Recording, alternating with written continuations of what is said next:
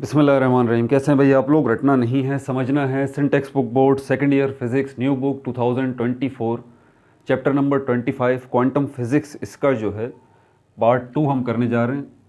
Copy pen से ले लीजिए, लेक्चर को नोट करना है और मुस्कुराते रहना है। पिछले पार्ट में क्वांटम फिज़िक्स का इंट्रोडक्शन, उसकी बेसिक्स, इन चीज़ों को हमने समझा था। ये आपको मैंने बताया था कि क्लासिकल फ़िज़िक्स और मॉडर्न फ़िज़िक्स, पुरानी फ़िज़िक्स और नई फ़िज़िक्स क्या हैं, क्या क्या पढ़ा जाता है उनके अंदर। और जब क्लासिकल फ़िज़िक्स या पुरानी फ़िज़िक्स या न्यूटनियन फ़िज़िक्स या मैकेनिक फ़िज़िक्स मौजूद है, उसके लॉज मौजूद हैं, उसकी थ्योरीज़ मौजूद हैं, उसकी इक्वेशंस मौजूद हैं, तो फिर ये मॉडर्न फ़िज़िक्स या जदीद फ़िज़िक्स या क्वांटम फ़िज़िक्स या क्वांटम मैकेनिक्स, एक ही चीज़ के कई नाम हैं ना, मैं साथ साथ बता रहा हूँ ताकि आप उलझे नहीं। एक ही चीज़ के कई नाम हैं। तो इसकी ज़रूरत क्यों थी आखिर? इस ज़रूरत के ऊपर जो है पिछली वीडियो के अंदर हमने रोशनी डाली थी, ये बात मैंने बताई थी। वो कौन से मसले थे जो कि क्लासिकल फ़िज़िक्स या न्यूटनियन फ़िज़िक्स या ओल्ड फ़िज़िक्स जो है उन मसलों को समझ नहीं पा रही थी, और वो मसले, उनका हल जो है क्वांटम फ़िज़िक्स ने दिया, क्वांटम मैकेनिक्स ने दिया। बुनियादी चीज़ जो हमने समझी थी कि क्वांटम फ़िज़िक्स और क्लासिकल फ़िज़िक्स में बड़ी बड़ी चीज़ों की फ़िज़िक्स है जो आपको अपनी आंखों से नज़र आती हैं, और क्वांटम फ़िज़िक्स में पार्टिकल्स की फ़िज़िक्स है। बस टू द पॉइंट, आसान लफ्ज़ों में ये बात है। इसके अलावा क्वांटम फ़िज़िक्स के वो कौन से मसले हैं जिनको क्वांटम फ़िज़िक्स ने हल किया और क्लासिकल फ़िज़िक्स ने हल नहीं किया। तो सबसे पहला मसला यही था, अल्ट्रा वायलेट कैटास्ट्रॉफी। इसको जो है अभी तक मैंने आपको बताया नहीं है ये क्या है, लेकिन ये पहला मसला था। इसी की बुनियाद पर जन्म हुआ था इस मॉडर्न फिज़िक्स का, इस क्वांटम फिज़िक्स का, इस क्वांटम मैकेनिक्स का। इन 4 मसलों के बारे में, 5 मसलों के बारे में कि ये क्या हैं, और ये मसले भी जो है वो क्वांटम फिज़िक्स ने ही हल किए थे, क्वांटम मैकेनिक्स ने ही हल किए थे। इनके बारे में मैंने आपको बताया था। वेव पार्टिकल डुअलिटी क्या होती है, ये भी मैंने पिछली वीडियो में बताया। अनसर्टेनिटी प्रिंसिपल क्या है, ये भी आपको बताया। सुपरपोजिशन क्या है, क्वांटम एंटेंगलमेंट क्या है, और क्वांटम टनलिंग क्या है, इस सब के बारे में मैंने आपको पिछली वीडियो में बताया। अब हम चलते हैं इन टॉपिक्स की तरफ जिनको मैंने छोड़ दिया था। कौन कौन से? एक स्पेक्ट्रम ऑफ लाइट और ब्लैक बॉडी रेडिएशन और अल्ट्रा वायलेट कैटास्ट्रॉफ। ये वो मसले हैं जिनको हल किया था। असल में ये 3 एरियाज़ हैं जिनको आपको एक साथ समझना पड़ेगा, एक साथ, तभी आपको समझ में आएगी कहानी पूरी की पूरी। मेन चीज़ है क्वांटम फिज़िक्स मुसीबत क्यों बन जाती है बच्चों के लिए, क्योंकि वो तरतीब से नहीं पढ़ते। बस एक जुमले में आपको ये बात बता दूं। सबसे पहले आप जो है लाइट के बारे में आपको जानना है कि ये लाइट क्या है, क्योंकि लाइट के बारे में जानेंगे तो फिर उस मसले के बारे में जानेंगे, लाइट प्लस एनर्जी, इन 2 चीज़ों के बारे में। बल्कि हाँ, पहले लाइट के बारे में आपने जानना है इस वीडियो के अंदर, फिर आपने एनर्जी के बारे में जानना है इस वीडियो के अंदर, फिर आपको इस वीडियो में ये मसला अल्ट्रा वायलेट कैटास्ट्रॉफी, इसको भी मैं अभी एक्सप्लेन नहीं करूँगा, इसको अगली वीडियो में एक्सप्लेन करूँगा, ठीक है। इस वीडियो में तो ब्लैक बॉडी क्या होती है और ब्लैक बॉडी रेडिएशन क्या होती है और स्पेक्ट्रम ऑफ लाइट, ये हमारे 2 टॉपिक हैं अभी इस वीडियो के, बता दूँ मैं आपको आगे सारी तफसील बता रहा हूँ, ठीक है। और इन्हीं 2 मसलों को समझते हुए, ब्लैक बॉडी रेडिएशन और स्पेक्ट्रम ऑफ लाइट, इन दोनों को समझते हुए, अल्ट्रा वायलेट कैटास्ट्रॉफी को अगली वीडियो में देखेंगे। ब्लैक बॉडी रेडिएशन और स्पेक्ट्रम ऑफ लाइट को समझने के लिए आपको लाइट का पता होना चाहिए, आपको एनर्जी का पता होना चाहिए। उसके बाद ये अल्ट्रा वायलेट कैटास्ट्रॉफी जो है, ये मसला तब आपको समझ में आएगा, वरना ये मसला ही समझ में नहीं आएगा। ये अल्ट्रा वायलेट कैटास्ट्रॉफी है क्या भला, जिसकी हल के चक्कर में जो है एक जदीद फिज़िक्स की बुनियाद पड़ गई, ठीक है। तो इसको समझने के लिए इसको और इसको समझना ज़रूरी है, ठीक है।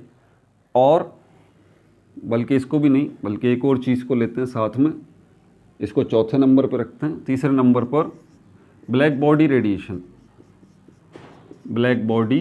रेडिएशन, इसको जानना ज़रूरी है। तब जाके चौथे नंबर पे आपको ये अल्ट्रा वायलेट कैटास्ट्रॉफी समझ में आएगा।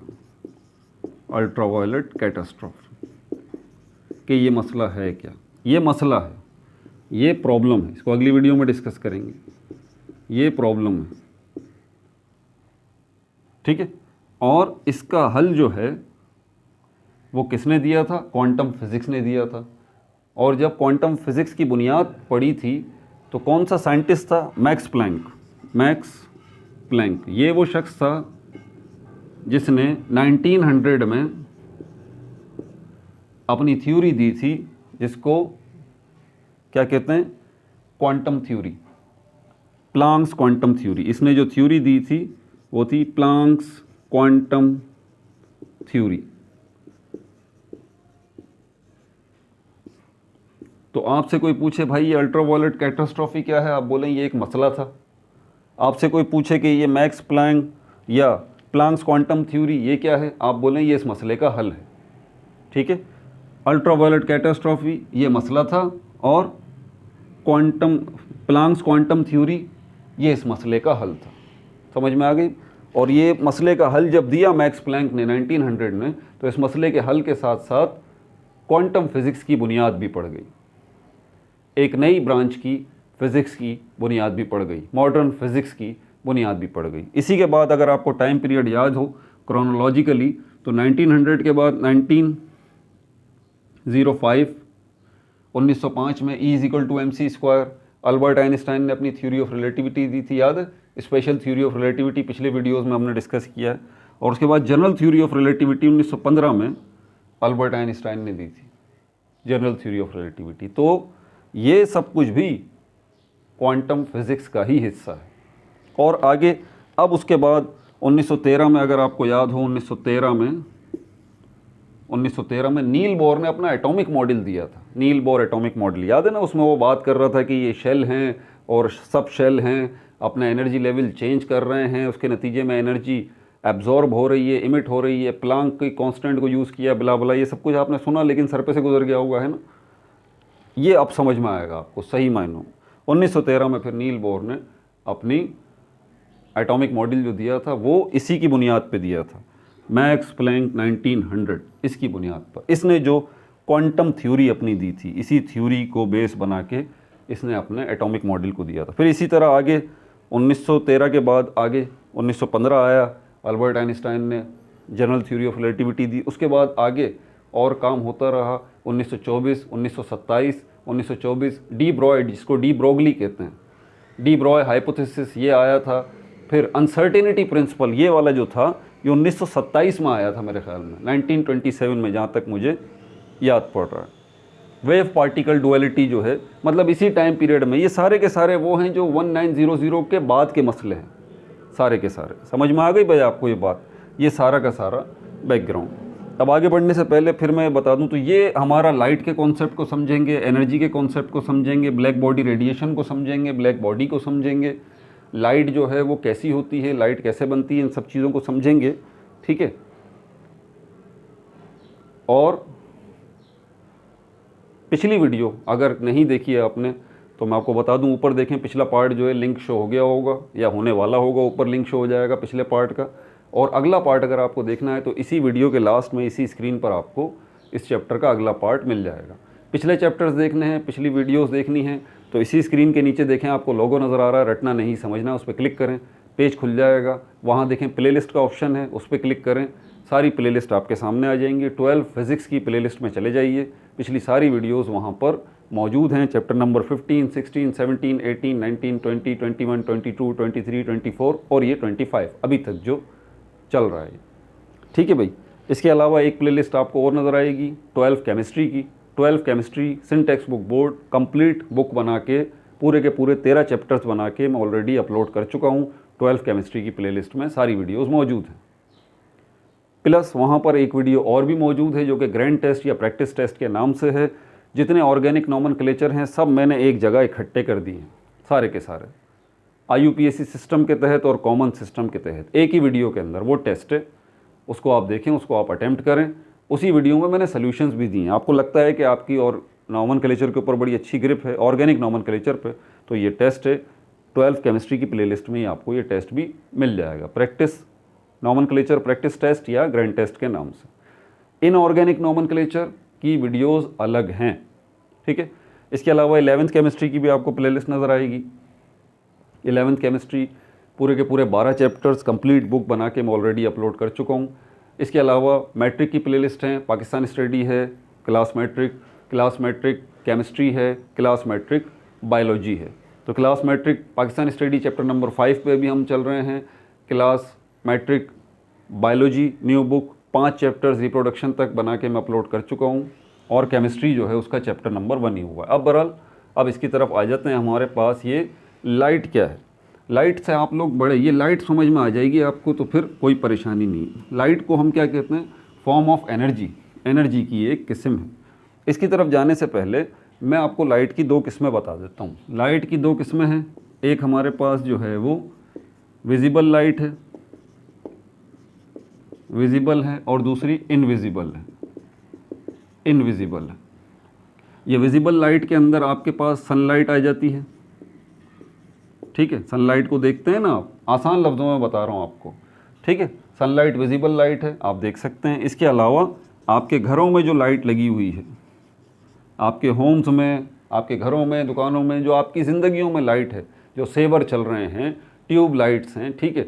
इसके अलावा जो है वो आप आग जलाते हैं, उससे आपको लाइट मिलती है। आप किचन में जो है वो गैस जलाते हैं, उससे थोड़ी बहुत आपको लाइट मिलती है। आप मोमबत्ती जलाते हैं, वो सारी चीज़ें जिनसे आपको लाइट मिलती है, ये आपके लिए, जिसको आप देख सकते हैं, ये विजिबल लाइट है। अब ये विजिबल लाइट 2 कैटेगरी की हो गई। विजिबल लाइट एक हमारे पास हो गई आर्टिफिशियल, जो कि मसनूई है, मैन मेड है, सिंथेटिक है।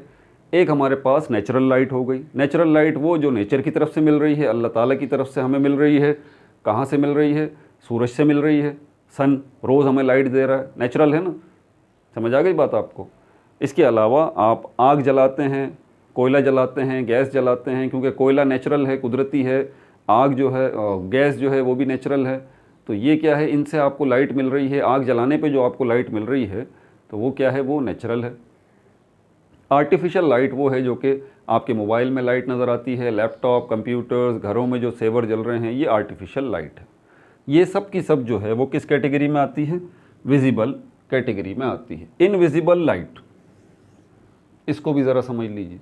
इनविजिबल लाइट भी 2 तरह की है, एक वो जो आर्टिफिशियल है, एक वो जो नेचुरल है। नेचुरल कौन सी है? नेचुरल मैं आपको बता देता हूँ। ये जो आपकी सनलाइट है, सनलाइट है, सनलाइट को अगर आप प्रिज्म के सामने रखेंगे तो प्रिज्म क्या करेगा, सनलाइट को 7 कलर्स में तोड़ देगा। 1 2 3 4 5 6 7। ये 7 के 7 कलर्स जो हैं वो विबग्योर कहलाते हैं। Violet, indigo, blue, green, yellow, orange, red, ये विबग्योर कहलाता है। इन शॉर्ट, ये वॉयलेट कलर है, ये इंडिगो है, ये ब्लू है, ये ग्रीन है, ये येलो है, ये ऑरेंज है और ये रेड है। सनलाइट आपको लगता है कि सिर्फ इन 7 लाइट्स का मजमूआ है, तो साबित हुआ कि सनलाइट असल में अकेली लाइट नहीं है। सनलाइट जो है वो पैकेट है 7 लाइट्स का, ये जो आपको नज़र आ रहे हैं, ठीक है। इसके अलावा सिर्फ यही लाइट नहीं है, बल्कि सनलाइट में 2 लाइट्स और हैं जो कि इनविजिबल हैं, जो कि छुपी हुई हैं। किस जगह पर? एक जो है वो रेड के बाद है, इसको हम कहते हैं इंफ्रा रेड। इंफ्रा रेड एक लाइट ये है जो कि इनविजिबल है, ये सनलाइट के साथ ही आती है, आपको नज़र नहीं आती, ठीक है। प्रिज्म में भी आपको नज़र नहीं आएगी। और दूसरी वॉयलेट से ऊपर है यहाँ पर, इसको हम कहते हैं अल्ट्रा वॉयलेट। Ultra violet.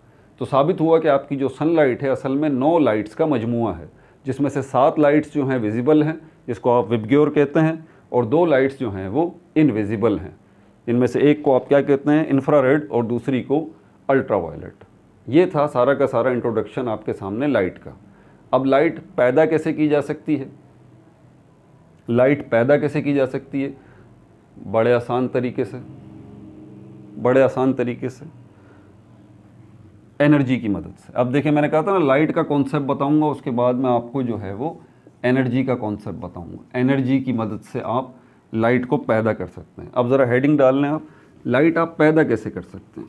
क्या आप कर सकते हैं? लाइट बना सकते हैं आप? बिल्कुल आप बना सकते हैं। अभी बनवा सकता हूँ आपसे लाइट। किचन में चले जाइए, वहाँ चम्मच नज़र आ रहा होगा आपको, स्टील का चम्मच जो है ना, चूल्हा जलाएं, स्टील के चम्मच में चूल्हे की लाइट, किचन की लाइट ऑफ कर दीजिएगा, तो किचन में चूल्हा जला के वो स्टील का चम्मच ऊपर रख दें आप, ठीक है। तो क्या होगा, वो चम्मच जो है वो गर्म होगा, गर्म होगा, गर्म होगा, गर्म होता रहेगा, गर्म होता रहेगा, हीट मुस्तकिल मिलती रहेगी। एक वक्त आएगा ये चम्मच जो है, ये स्पून जो है, ये हॉट होने के बाद जो है वो ये रेड कलर का हो जाएगा, रेड कलर का। ऐसी बात है, आप तजुर्बा करके देख लें। पहले क्या हुआ है, आपका स्पून जो है वो गर्म हुआ है, हॉट होता रहा, स्पून का कलर चेंज नहीं हुआ। लेकिन जब आपने मुस्तकिल उस स्पून को चूल्हे पर रखा हुआ है, उसकी जान नहीं छोड़ रहे, तो फिर क्या हो रहा है, आखिर में ये स्पून जो है वो रेड कलर का हो जाएगा, रेड कलर से फिर ये येलो कलर का हो जाएगा, येलो कलर से फिर ये क्या होगा, और हीट देते रहेंगे तो फिर ये ऑरेंज कलर का हो जाएगा, ऑरेंज कलर का। मेरे ख्याल में पहले ऑरेंज होता है फिर रेड होता है। बहरहाल ये तरतीब मुझे कुछ गड़बड़ हो रही है, कमेंट में रहनुमाई कर दीजिएगा। तो ये चम्मच जो है पहले गर्म हुआ, फिर ये रेड कलर का हुआ, फिर ये येलो कलर का हुआ, फिर ये ऑरेंज कलर का हुआ, और फाइनली पता है ये किस कलर का हो जाएगा, ये वाइट कलर का हो जाएगा, ये वाइट कलर का हो जाएगा। ये जो कलर है पता है क्या है, मैंने आपको कहा था, याद है मैंने कहा था किचन की लाइट ऑफ कर दीजिएगा। अगर आपने अभी तक किचन की लाइट ऑफ नहीं की और ये सिचुएशन हो गई है, ये वाली नहीं हुई होगी, सिर्फ आपको अभी तक इसी से वास्ता पड़ा होगा। ये जो स्पून है इसको क्या दे रहे हैं आप हीट दे रहे हैं, हीट ही दे रहे हैं ना। चूल्हे पे रखा हुआ है तो क्या दे रहे हैं, स्पून को हीट दे रहे हैं। ये हीट क्या है, एनर्जी है ना। बचपन से पढ़ा होगा आपने, heat is a form of energy. खैर ये तो मुकम्मल तरीके से सही डेफिनेशन नहीं है, लेकिन फ़िलहाल अब इसी को लेके चलते हैं। Heat is a form of energy. तो आप हीट नहीं दे रहे इस चम्मच को, चूल्हे की आग से ये फायर है, आग जो जल रही है चूल्हे पे, तो चूल्हे की जो आग है उससे आप हीट नहीं दे रहे, आप उसको क्या दे रहे हैं, एनर्जी दे रहे हैं। तो ये स्पून जो है ये एनर्जी ले रहा है, ये स्पून जो है ये एनर्जी ले रहा है, ठीक है। ले रहा है, बेचारा कितना लेगा, आखिर लेने के बाद ये स्टार्टिंग में इस स्पून के साथ तो ये हो रहा है कि ये हॉट हो रहा है, सबसे पहले तो गर्म हो रहा है। ये बात आपको पता है, पहले आप चम्मच को हाथ से पकड़ लेते थे, अब हाथ से नहीं पकड़ सकते उसको, अगर आप निकालें तो कॉमन एक्सपीरियंस है ना।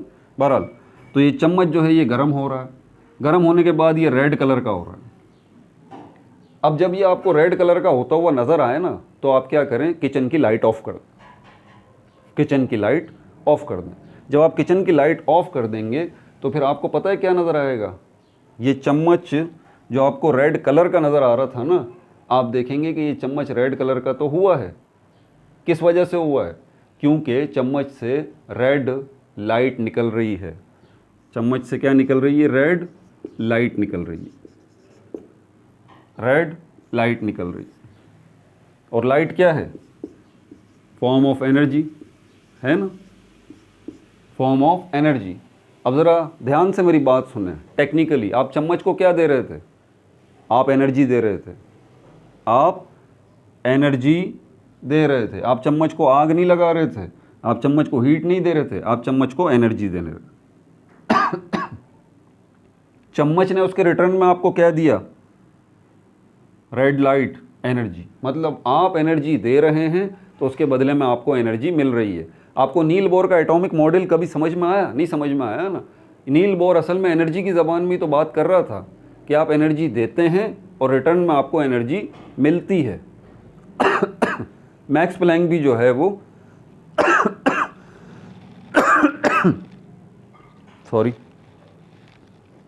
मैक्स प्लैंक भी जो है वो यही तो बात करता है।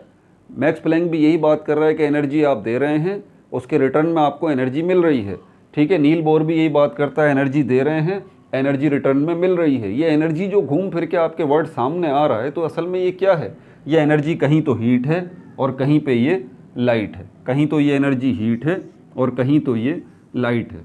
आप चीज़ों को हीट कर सकते हैं, आप चीज़ों को एनर्जी दे सकते हैं। आप ज़रा ध्यान से सुनिएगा, देखिए अब मैं क्या कह रहा हूँ। आप इस चम्मच को एनर्जी दे रहे हैं, उसके बदले में ये चम्मच आपको क्या दे रहा है, एनर्जी दे रहा है, एनर्जी दे रहा है।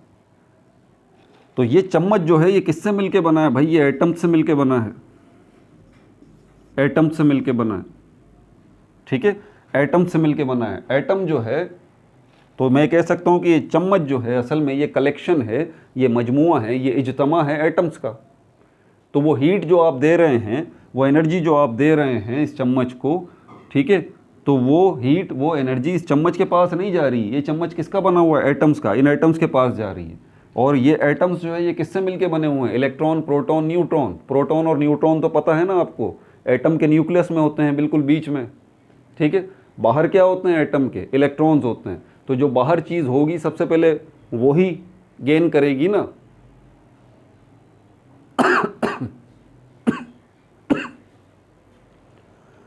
आपके घर पे बम आके गिर जाता है, तो आप बताइए, बम आके गिरेगा तो आपके घर का बाहर, अल्लाह ना करे आपके घर पे बम आके गिरे भाई, ये तो बेचारे फ़लस्तीनियों के नसीब में अल्लाह ताला ने आजमाइश लिखी हुई है। मुसलमानों को अल्लाह ताला हिदायत दे फ़िलहाल, लेकिन शायद हिदायत का वक्त गुज़र गया मुसलमानों के लिए। अब पिटाई का वक्त शुरू है। जितने आप और हम बड़े सुकून से बैठे हुए हैं ना, अल्लाह ताला रहम करे। अस्तग़फिरुल्लाह मिन कुल्लि ज़ंबि व अतूबु इलैह। तो मैं आपसे ये बात कर रहा था, अल्लाह ना करे आपके घर पे बम गिर जाता है बाहर से, तो क्या होगा? आपके घर का बाहर का पोर्शन डैमेज होगा या आप जिस कमरे में बैठे हुए हैं वो डैमेज होगा? आप यहाँ बैठे हुए हैं इस कमरे में, आपका अंदर वाला कमरा डैमेज होगा या आपकी बाहर की बिल्डिंग डैमेज होगी? कॉमन सेंस है भाई, बाहर से अगर बम गिर रहा है तो आपकी बिल्डिंग का बाहर का पोर्शन ही डैमेज होगा ना। आप अंदर जो है मौजूद हैं वो बाद में डैमेज होगा। तो एटम को जो एनर्जी दी जा रही है, एटम को जो एनर्जी दी जा रही है, वो एटम को एनर्जी जो पहुंच रही है, तो वो एनर्जी एटम के पहले बाहर वाले पोर्शन के पास जाएगी ना। और एटम के बाहर वाले पोर्शन में क्या मौजूद है? इलेक्ट्रॉन मौजूद हैं। तो ये एनर्जी एटम के पास जब जाएगी तो सबसे पहले इलेक्ट्रॉन्स उसको रिसीव करेंगे। तो यहाँ पर भी यही मामला है। वो हीट एनर्जी जो आप स्पून को दे रहे हैं वो एटम्स के पास जा रही है, तो एटम्स के पास जो जा रही है वो इलेक्ट्रॉन के पास जा रही है। इलेक्ट्रॉन कहाँ पर मौजूद हैं? शेल में मौजूद हैं, अपने मज़े से घूम रहे हैं। ये बीच में न्यूक्लियस हो गया, ये प्रोटॉन और न्यूट्रॉन हो गए। ये हीट एनर्जी स्पून के सारे एटम्स के सारे इलेक्ट्रॉन्स के पास जा रही है। और फिर क्या हो रहा है कि ये इलेक्ट्रॉन्स जो हैं बेसिकली वो हीट को ले रहे हैं, इस एनर्जी को ले रहे हैं। अब आप टेक्निकली मैं बात बताऊं कि ये एनर्जी स्पून नहीं ले रहा है, स्पून के एटम्स नहीं ले रहे हैं, बल्कि कौन ले रहे हैं? ये इलेक्ट्रॉन्स ले रहे हैं। ये इलेक्ट्रॉन्स जितने भी हैं इस चम्मच के अंदर, इनके एटम्स के अंदर इलेक्ट्रॉन वो ले रहे हैं। लेके कर क्या रहे हैं? परेशान हो रहे हैं, परेशान हो रहे हैं, बिल्कुल परेशान हो रहे हैं। क्योंकि ये एनर्जी लेने से पहले ये इलेक्ट्रॉन मज़े से अपने यहाँ मौजूद थे, चक्कर लगा रहे थे। जो क्लासिकल स्ट्रक्चर बताता है ना आपको, चक्कर लगा रहे थे। वैसे एटम इलेक्ट्रॉन चक्कर नहीं लगाता, लेकिन समझाने के लिए चक्कर लगा रहे थे अपने शेल में। ये रास्ता जो है, अब ये इलेक्ट्रॉन जो है वो एनर्जी ले रहा है, ले रहा है, ले रहा है, जैसे जैसे लेता जाएगा इसका साइज़ बड़ा होता जाएगा, इसका साइज़ बड़ा होता जाएगा। अब ये इतना बड़ा इलेक्ट्रॉन हो गया, अब इसकी बर्दाश्त से बाहर हो जाएगी। ये इस एनर्जी लेवल में, इस शेल में ये इलेक्ट्रॉन रुक नहीं सकता ज़्यादा देर तक। अब क्या होगा? ये स्विच करेगा, ये जंप करेगा, ये दूसरे एनर्जी लेवल पे जाएगा, यहाँ पर, यहाँ पर। और यहाँ पर जाने के बाद ये वापस आएगा दोबारा अपने पुराने वाले एनर्जी लेवल पे। आप साइज़ देख रहे हैं इलेक्ट्रॉन का, पहले साइज़ कितना था इलेक्ट्रॉन का? छोटा, फिर साइज़ इलेक्ट्रॉन का बड़ा हो गया। क्यों बड़ा हो गया? ये फूल गया है भाई, इसने ढेर सारी एनर्जी ली है यहाँ से, जो आप हीट दे रहे हैं इस इलेक्ट्रॉन के पास। ये एनर्जी ले रहा है इलेक्ट्रॉन, ले रहा है, ले रहा है, ले रहा है, ले रहा है, बड़ा होता जा रहा है। और फिर क्या हो रहा है? ये जंप कर रहा है अपने इस वाले दूसरे वाले एनर्जी लेवल पे, दूसरे वाले शेल पे। और यहाँ से जब ये दोबारा वापस आ रहा है तो दोबारा अपनी पुरानी स्टेट में आ रहा है। इसका मतलब क्या हुआ? जितनी एनर्जी इसने ली थी उस एनर्जी को लेके इसने जंप किया, दूसरे एनर्जी लेवल पे गया, दूसरे शेल पे गया। और वहाँ से जब ये वापस आया, वापस आते हुए जितनी एनर्जी इसने स्टोर की थी अपने अंदर, वो हीट एनर्जी वो ये निकाल देगा बाहर। किस शक्ल में निकालेगा? लाइट की शक्ल में, लाइट की शक्ल में। आप जो है इस स्पून को मुस्तकिल हीट दिए जा रहे हैं, दिए जा रहे हैं। वो जो आप हीट दे रहे हैं इस स्पून को, मुस्तकिल वो हीट जो जा रही है इसके एटम्स के पास जा रही है, उसके इलेक्ट्रॉन्स के पास जा रही है, और ये इलेक्ट्रॉन्स सारे के सारे जितने भी हैं इस स्पून के अंदर, इसके एटम्स में, ये सारे इलेक्ट्रॉन्स मुस्तकिल बेचारे यही काम कर रहे हैं, up and down up and down up and down, अपने एनर्जी लेवल से ऊपर जा रहे हैं, फिर नीचे आ रहे हैं, ऊपर जा रहे हैं, नीचे जा रहे हैं। और इस अप एंड डाउन होने में, इस ट्रांजिशन में, इस एनर्जी लेवल के चेंज करने में ये क्या कर रहे हैं, एनर्जी रिलीज़ कर रहे हैं। किस शक्ल में, लाइट की शक्ल में। और यही लाइट यहाँ पर आपको नज़र आ रही है किस शक्ल में, ये रेड कलर की शक्ल में, ये रेड कलर की कलर की शक्ल में। आप क्या देखेंगे, आप बोलेंगे कि यार चम्मच रेड कलर का हो गया है।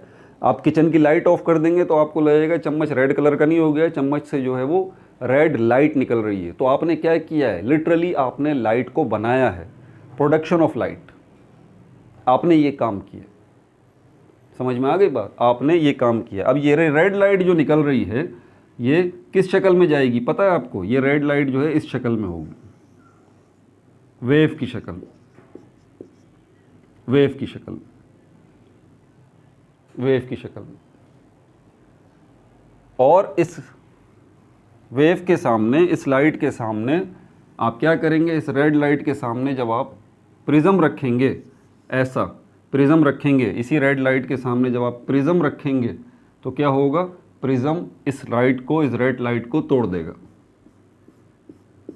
मुख्तलिफ कलर्स में। जी बिल्कुल वही काम जो कि सनलाइट के साथ कर रहा था प्रिज्म, वही काम यहाँ पर होगा, वही काम यहाँ पर होगा। ये रेड लाइट के सामने आप प्रिज्म रखेंगे, प्रिज्म से आगे फिर आपको ये कलर्स जो है वो शो होना शुरू हो जाएंगे।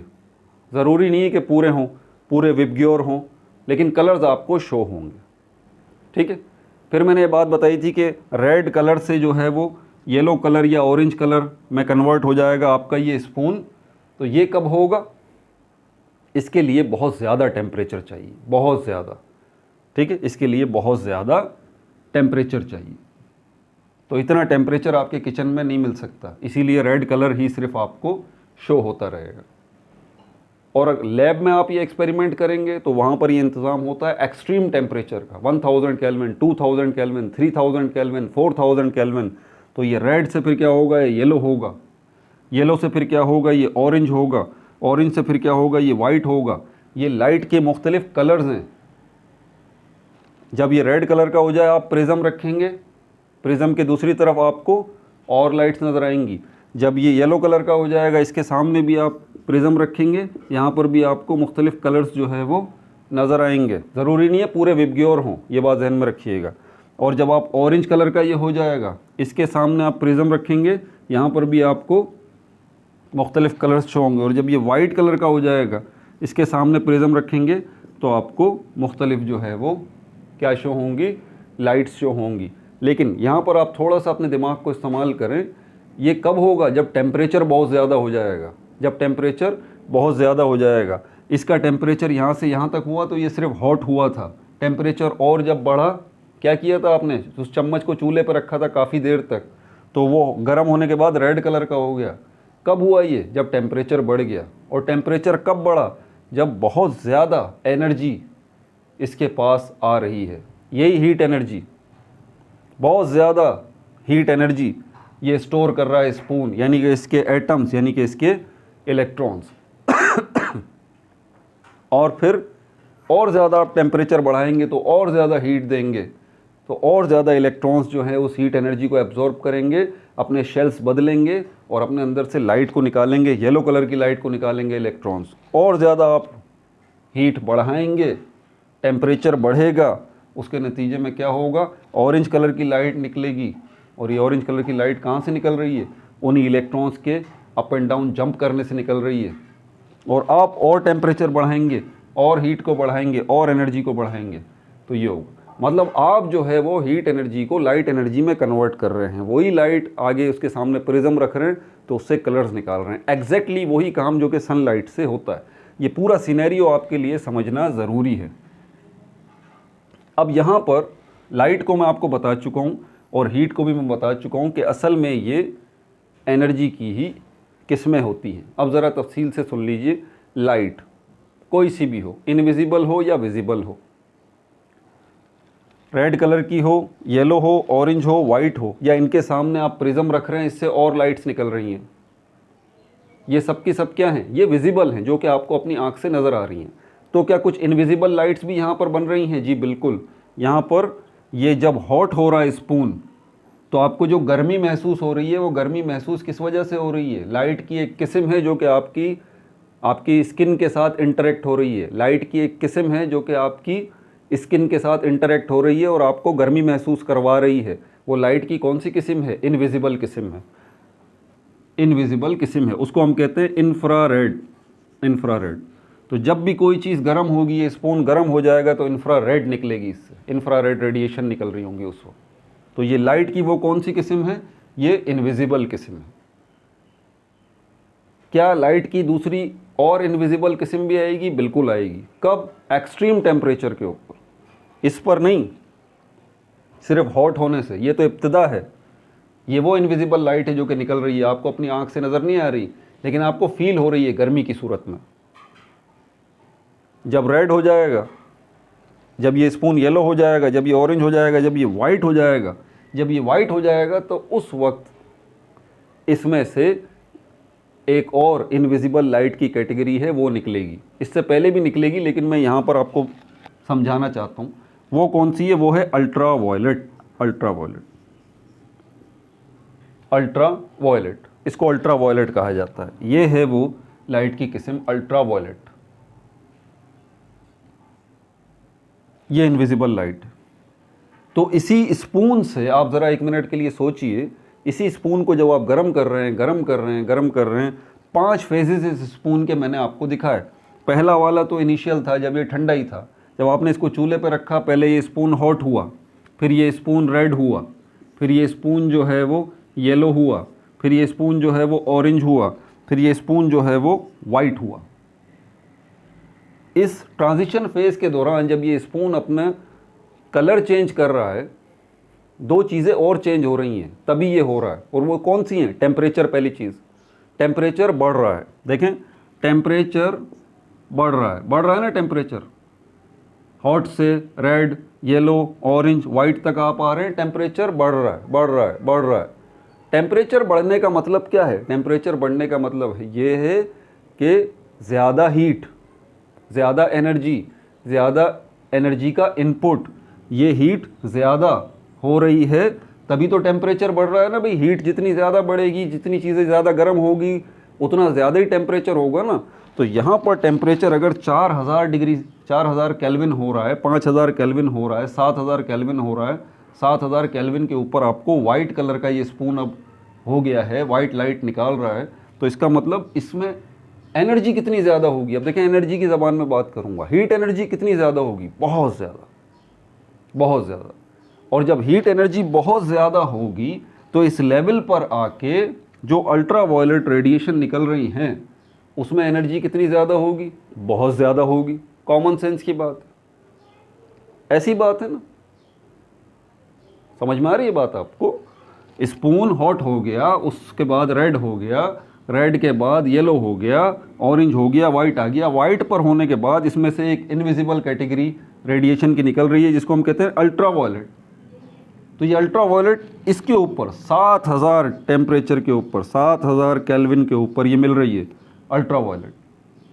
तो यहाँ पर हीट एनर्जी कितनी ज़्यादा होगी? बहुत ज़्यादा। मानने की बात है ना। तो कॉमन सेंस हमारा ये कहता है कि जहाँ इस वक्त जबकि ये वाइट लाइट निकल रही है और इसके साथ ये इनविजिबल अल्ट्रा वायलेट लाइट निकल रही है, इसकी भी एनर्जी कितनी ज़्यादा होगी? बहुत ज़्यादा होगी। ठीक है, कॉमन सेंस की बात। यही बात थी जो साइंटिस्ट बरादरी उस वक्त कर रही थी। ये था वो मसला। इसको हम कहते हैं ultra violet catastrophe. Ultra violet catastrophe. क्यों अल्ट्रा वायलेट कैटास्ट्रोफी? क्योंकि हमारा कॉमन सेंस जो बोल रहा है कि यार ये अल्ट्रा वायलेट रेडिएशंस जो हैं ये बहुत ज़्यादा एनर्जेटिक होंगी, बहुत ज़्यादा इनमें एनर्जी होगी।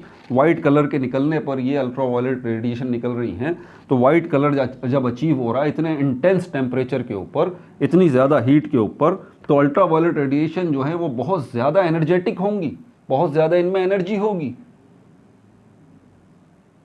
और इसी की बुनियाद पर ओल्ड फिज़िक्स, क्लासिकल फिज़िक्स में जो साइंटिस्ट थे, उन्होंने ये बात बोली थी कि भाई अल्ट्रा वायलेट जो है बहुत ज़्यादा एनर्जेटिक होंगी, बहुत ज़्यादा एनर्जेटिक होंगी, लेकिन हकीकत इसके बरअक्स थी। यही तो प्रॉब्लम था, यही प्रॉब्लम था। हकीकत इससे बिल्कुल उलट थी, इतनी ज़्यादा एनर्जेटिक नहीं थी, इतनी ज़्यादा एनर्जी रिलीज़ नहीं हो रही थी। और यही चीज़ थी कि हमारी थ्योरी कुछ बोल रही थी और प्रैक्टिकल कुछ बोल रहा था। भाई ये थ्योरी है ना, साइंटिस्ट बरादरी जो बातें कर रही है, ठीक है, साइंटिस्ट बरादरी क्लासिकल फिज़िक्स के तहत, ओल्ड फिज़िक्स के तहत जो बात कर रही है, जो थ्योरीज दे रही है, जो लॉ दे रही है, वो क्या है? वो बातें ही तो हैं। वो यही तो बता रहे हैं कि भाई इतने हाई टेम्परेचर के ऊपर अल्ट्रा वायलेट रेडिएशन बहुत ज़्यादा एनर्जेटिक होंगी, बहुत ज़्यादा हाई होंगी। उन्होंने लॉ दे दिए। अब ये तो बातें हैं ना, जब प्रैक्टिकली इसको चेक किया गया, एक्सपेरिमेंट्स किए गए, तो एनर्जी अल्ट्रा वायलेट इतनी एनर्जेटिक नहीं है भाई, इतनी एनर्जेटिक नहीं है, इतनी एनर्जेटिक नहीं है। ये था वो मसला जो था, जिसको हम कहते हैं अल्ट्रा वायलेट कैटास्ट्रॉफी। कैटास्ट्रॉफी का मतलब ही होता है तबाही। तो अल्ट्रा वायलेट के आने पर तबाही हो रही थी, अल्ट्रा वायलेट के आने पर तबाही हो रही थी। इससे पहले कोई ऐसा मसला नहीं हो रहा था। इंटरेस्टिंग बात आपको बताऊं, ये मैंने स्पून का कलर आपको हॉट बताया, रेड कलर बताया, येलो बताया, ऑरेंज बताया, वाइट बताया, ठीक है, जो मैंने आपको कलर्स बताया। और इन्हीं के दौरान मैंने आपको बताया कि यहाँ पर आप इनके सामने प्रिज्म रख रहे हैं, तो फिर यही रेड कलर मुख्तलिफ कलर्स में टूट रहा है, यही येलो कलर मुख्तलिफ कलर्स में टूट रहा है, यही ऑरेंज कलर मुख्तलिफ कलर्स में टूट रहा है, और यही वाइट कलर मुख्तलिफ कलर्स में टूट रहा है। कुछ कलर्स विजिबल हैं, कुछ इनविजिबल हैं। यहाँ पर इनविजिबल कलर यानी कि लाइट जो है इंफ्रारेड, यहाँ पर इंफ्रारेड के साथ साथ दूसरे कलर्स भी आ रहे हैं, और यहाँ पर इंफ्रारेड के साथ साथ दूसरे कलर्स भी आ रहे हैं। यहाँ भी, यहाँ अल्ट्रा वायलेट भी आपको मिल रही है। टेम्परेचर इतना ज़्यादा, लेकिन एक्सपेरिमेंट्स बता रहे हैं कि भाई आपकी थ्योरी गलत है, आपकी बात गलत है। अल्ट्रा वायलेट बावजूद ये कि एक्सट्रीम टेम्परेचर के ऊपर रिलीज़ हो रही हैं, लेकिन इतनी एनर्जेटिक नहीं हैं।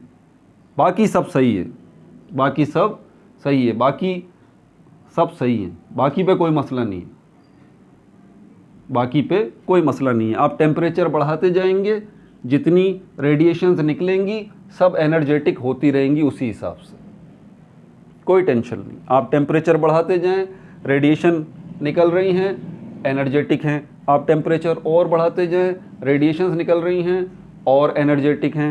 आप टेम्परेचर बढ़ाते जाएं, रेडिएशंस निकल रही हैं और एनर्जेटिक हैं। आप टेम्परेचर बढ़ाते जाएं, रेडिएशंस निकल रही हैं और एनर्जेटिक हैं। आप टेम्परेचर बढ़ाते जाएं, रेडिएशंस निकल रही हैं और एनर्जेटिक हैं। सारी की सारी, इंफ्रारेड भी, वॉयलेट भी, इंडिगो भी, ब्लू भी, ग्रीन भी, येलो भी, रेड भी, सिवाय इसके ये एनर्जेटिक नहीं है भाई। अल्ट्रा वॉयलेट एनर्जेटिक नहीं है। यही था वो मसला जिसको हम कहते हैं क्या, अल्ट्रा वॉयलेट कैटास्ट्रॉफी। और ये मसला जो है समझ में नहीं आ रहा था किसके, साइंटिस्ट बरादरी की। क्लासिकल फिज़िक्स फेल हो गई थी, इस मसले को हल करने में फेल हो गई थी। उनको समझ में नहीं आ रहा था कि यार ये मसला है क्या। इस मसले का हल दिया था किसने, मैक्स प्लैंक ने 1900 में, अपनी थ्योरी के ज़रिए, quantum theory, Planck's quantum theory, अपनी इस थ्योरी के ज़रिए उसने जो बात बोली, उसने इस मसले का हल बता दिया। अब कैसे बताया, ये इतना आसान नहीं है, देखें समझना। अगली वीडियो में हम इसके ऊपर बात करेंगे। यहाँ मैंने शुरू किया था अल्ट्रा वायलेट कैटास्ट्रॉफी में बताना नहीं चाह रहा था, लेकिन बात चलता गया, तो चलो ये अल्ट्रा वायलेट कैटास्ट्रॉफी आपको एक्सप्लेन कर दिया मैंने कि भाई ये मसला था, ठीक है। मैंने तो ब्लैक बॉडी और स्पेक्ट्रम ऑफ लाइट को लिया था। स्पेक्ट्रम ऑफ लाइट मैंने आपको समझा दिया। स्पेक्ट्रम ऑफ लाइट यही है, emergence of different colours of light है ना। ये जो लाइट्स प्रिज्म की दूसरी साइड पर आपको नज़र आ रही है, ये स्पेक्ट्रम कहलाता है, लाइट का स्पेक्ट्रम। तो ये भी मैंने आपको समझा दिया है, ठीक है। एनर्जी का कॉन्सेप्ट भी मैंने आपको समझा दिया, लाइट कैसे बनती है ये भी मैंने आपको समझा दिया, और अल्ट्रा वायलेट कैटास्ट्रॉफी भी मैंने आपको समझा दिया। ब्लैक बॉडी रेडिएशन नहीं समझाया, समझा दिया है। आप बोलेंगे सर कहाँ से समझा दिया? भाई ब्लैक बॉडी का मतलब ये होता है हर वो चीज़ जो कि एनर्जी को ले सके और एनर्जी दे सके। समझ आ गई बात? हर वो चीज़ जो एनर्जी ले सके और एनर्जी दे सके उसको ब्लैक बॉडी कहा जाता है। ये मार्कर है, क्या इस मार्कर को ब्लैक बॉडी में कह सकता हूँ? ब्लैक बॉडी से आप ये समझ रहे होंगे वो बॉडी जो है ब्लैक कलर की होनी ज़रूरी है, नहीं, ऐसी कोई बात नहीं है, ऐसी कोई बात नहीं। हर वो बॉडी ब्लैक बॉडी कहलाती है जो एनर्जी ले सके और एनर्जी लेने के बाद एनर्जी दे सके। ये स्पून क्या कर रहा था? एनर्जी ले रहा था हीट की शक्ल में, और ये स्पून क्या कर रहा है? एनर्जी दे भी रहा है, किस शक्ल में? लाइट की शक्ल में। ये स्पून एनर्जी ले रहा है हीट की शक्ल में और स्पून दे रहा है एनर्जी लाइट की शक्ल में, मुख्तलिफ लाइट्स की शक्ल में, विजिबल लाइट्स की शक्ल में, इनविजिबल लाइट की शक्ल में ये लाइट दे रहा है। तो ये स्पून क्या कहलाया? ये स्पून जो है वो ब्लैक बॉडी कहलाया। ठीक है।